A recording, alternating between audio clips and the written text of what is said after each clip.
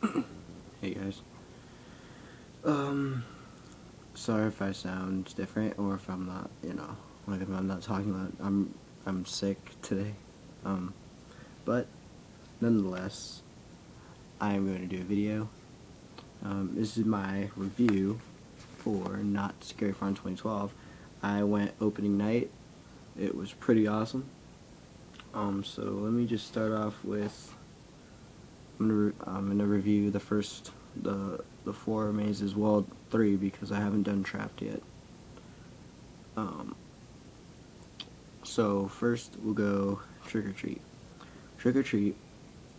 Basically, what the premise was you go into the witch's house. You go inside the witch's house like you're a trick or treater, and you go inside the witch's house, and you see if you can make it out alive. For an additional $10, you could have trick-or-treated in the line, but there were only 3 booths, which I kind of thought was kind of like, it was disappointing, but I mean, you got cool stuff like this. You got the haunt bag that you got with the mask, and whenever you go trick-or-treating, they would stamp it, so this is what you would get. You got this with a deck of cards, and you got this skull thing. It's glass. Then it says the 40th haunt on the inside, which is like right here, but yeah, it's backwards on the outside because on the inside it says it, but whatever. You also got a keychain, but that's in my binder. It's on my keys, so I can't really show that to you. So yeah, basically what happened is you went inside the maze, and it was like supposed to be like the witch's house. If you've never been, it's not Scary Farm. If you haven't been there yet, this is a spoiler. Just warning you. If you don't want to listen, you can just skip it. Skip the part or whatever, because this is a spoiler. So you've been warned. Okay. At the end of Trick or Treat, you went into this room, and it was supposed to be like a party, like a Halloween party, and there they would close the door, and it'd be a group of people.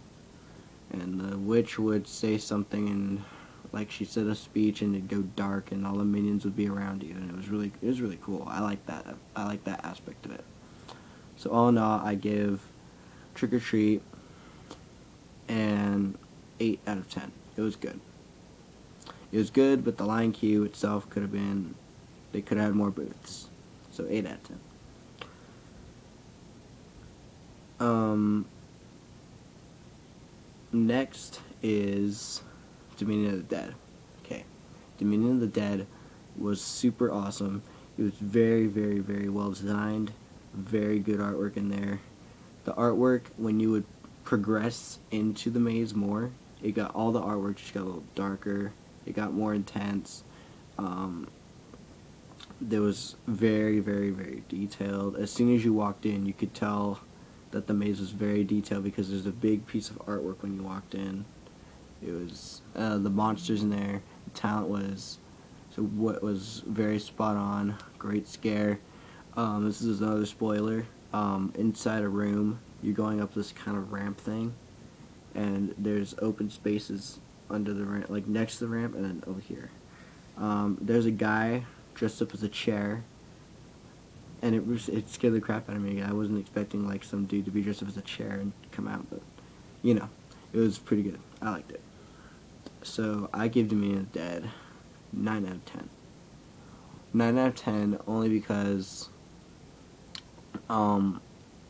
it was really short, but I can understand why. I mean, there was so much detail going on in there that it had to be short. I mean, the artwork was awesome, but I give it a 9 out of 10.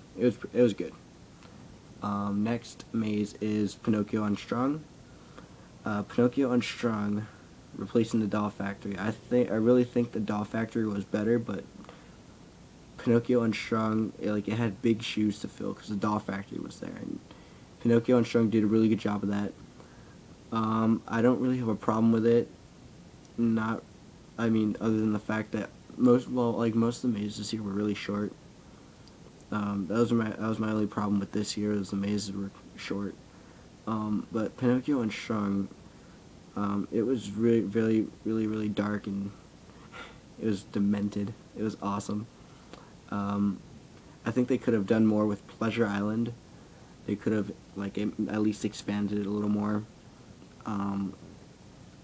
I thought the part with Monstro the Whale was pretty epic too. It was pretty good. At the end, this is another spoiler, just saying. Okay, so when you exit, you go outside of the Wilderness Dance Hall, and I think it was the Impaler, but they dressed it up to be like Pinocchio. So what it is, it's just like this huge like thing, and it looks like Pinocchio's face. So I think they just used the Impaler for that. Okay, so those were the 3 new ones. Well, 3 of the 4 new ones because I didn't do Trapped yet. I want to do it this Friday or next Friday, but I don't know who to go with, so probably gonna be next Friday. Okay, now onto the returning mazes. Okay, we'll start with the Slaughterhouse. The Slaughterhouse, holy crap, it stepped up from past years. It was awesome. Even though the entrance did not exceed the park, they made it work. It was right next to the exit.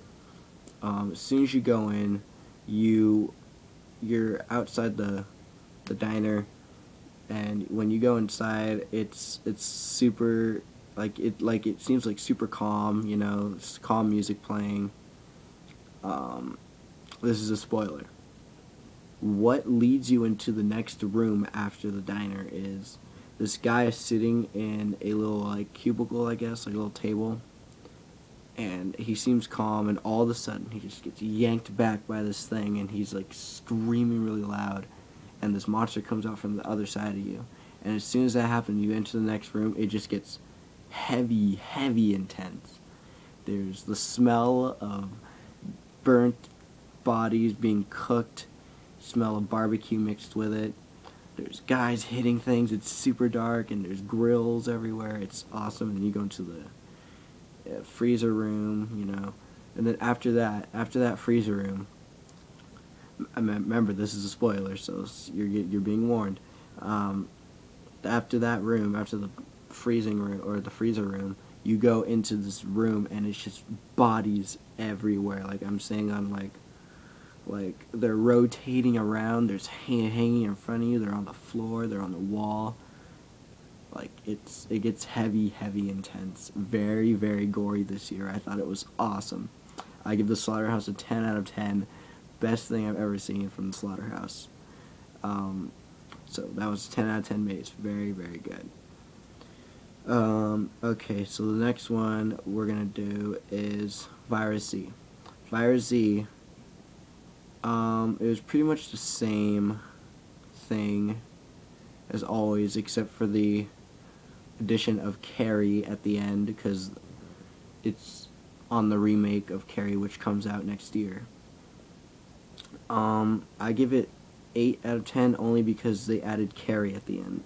It really didn't make any sense to the actual flow of the maze, because Carrie herself is not a zombie. She just gets pig blood poured on her at a prom, and she's like, I don't know what she is. I know she has powers, I know that. I've seen the movie, the original, but her being inside Virus Z didn't really make any sense to me, so that's why I'm giving it an 8 out of 10. It kind of messed up the flow of the maze. Like, the town is overrun by zombies, and all of a sudden you're in a prom with Carrie. It really didn't make much sense. So, 8 out of 10. Next is Uncle Bobo's. Uncle Bobo's was really short. I hate clowns, yet for Halloween I am a clown. But clowns scare me. I thought it was pretty good. The layout was different because it made it shorter. At the end, another spoiler, at the end, the guy in Cornstalkers, if you remember in Cornstalkers, in the middle of the maze, there was this part where these huge doors, and this guy would open it, big huge guy like that. They dressed him up as a clown, so he's at the end. So that was pretty cool, I guess. All in all, Uncle Bobo's was pretty much the same thing. Except they did not put in the part where it's like it's supposed to be a sewer. I don't think they had that in there. If they did, I probably wasn't paying attention because I was too scared because I wanted to get out of there because I hate clowns. But I give Uncle Bobo's 7 out of 10, only because it's been there a while. It's kind of the same thing, only they added one. They made the ending a little longer. So 7 out of 10. The next maze is, well, we'll do the log ride next. Okay, the log ride was the Evil Dead. It really wasn't detailed as much. It kind of was just kind of like the log ride with the exception of zombies, I guess. They had some stuff in there, like some stuff was cool. There was really nothing in it. There was the talent was okay. I give the log ride 6.5 out of 10. There's really not much else to say about the log ride. It's just zombies. It was the Evil Dead, which was okay. So 6.5. The mine ride. It was called the Witch's Keep, I believe. It didn't really have a name. It was basically the mine ride with the lights off. It was basically the mine ride in the pitch dark. So I'm not going to even rate that. If I had a rating, I would rate it a 2 out of 10 because it's just basically the mine ride with the lights off. So it wasn't really that great.